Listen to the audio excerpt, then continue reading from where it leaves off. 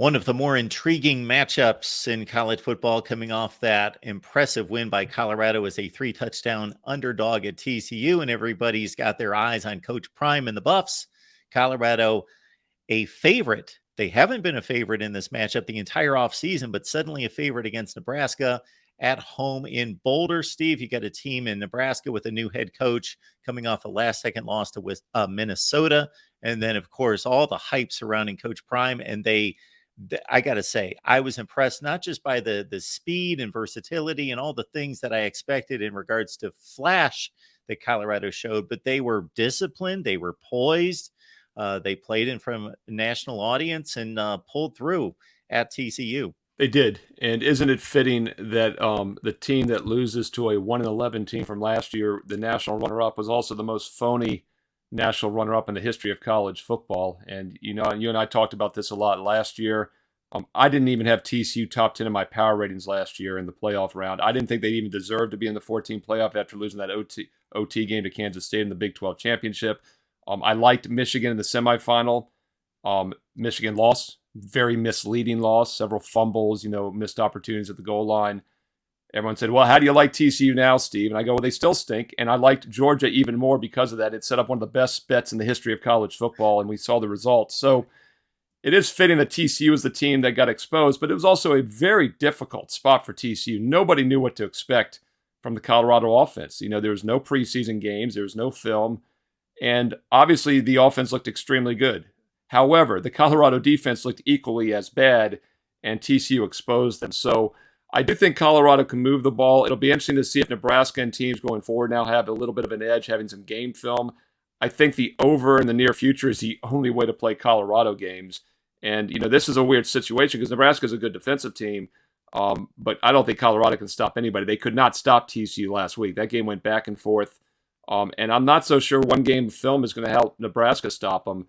So the over is the only way I would look at these totals in the near future on Colorado games. 58.5. It's been bet up to 59, 59.5. So it's a very modest total still. I think the over gets there. But yeah, let's talk about the point spread. You mentioned the entire offseason, Colorado was a home underdog in this game, anywhere, from 4 to 8 points at different times when I was looking at lines this summer.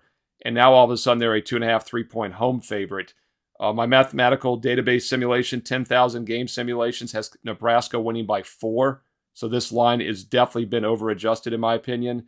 And I think Nebraska's the play. Colorado also is in a bit of a letdown spot. Now, I would have preferred to have them on the road again this week. You do worry a little bit about being the home opener, the energy level there. But I still think that defense has some potential problems. And I think this is an overreaction. And also, as you know, Mark, I love to fade the public with my NFL consensus work every week at wagertalk.com. Colorado looks like one of the most public plays in college football this week as well, which is another reason why that line is inflated. And keep in mind, 3 is a very key number. 8, 9% of the time, a team's going to win by exactly 3 as a favorite. So I've got Nebraska winning by 4. We're getting them at +3. There's some definite line value with the Cornhuskers and the over as well. As you know, Steve, the public loves the storyline. Sure. So obviously they're over betting Colorado. Plus, they also love offense. And so if Nebraska had lost that game to Minnesota 45-42, that's the same net result, and the defense is questionable. But they just look at that game as it's ugly. Nebraska's no good. They're going to lose to Colorado. We shall see. It's going to be entertaining, very contrasting styles of play between Nebraska. But as you mentioned, the way I'm a bit hesitant as well is that Colorado put so much on the line that there could be a letdown this week, but they're going home and that crowd's going to lift them up. They've been psyched and it's going to be a raucous environment, no question. Mark, one other thing too, if I was to tell you this was the stat line from the 2 games last week, Nebraska had a 181 to 55 rushing edge, 4.9 to 2.2 yards per rush. Colorado was outrushed 262 to 58, 7.1 to 1.8. Would you have thought Nebraska lost and Colorado won? I mean, that's another thing as well. This game's going to be I think this will be, just like last week, this is going to be the most interesting game again this week. It'll be the Colorado game to watch and learn from. Colorado gave up about 550 yards of total offense, and Chandler Morris missed a ton of passes. They could have given up 700 yards of total offense in that game. Now, Jeff Sims may not be the guy to not miss some of those connections as well, so we shall see.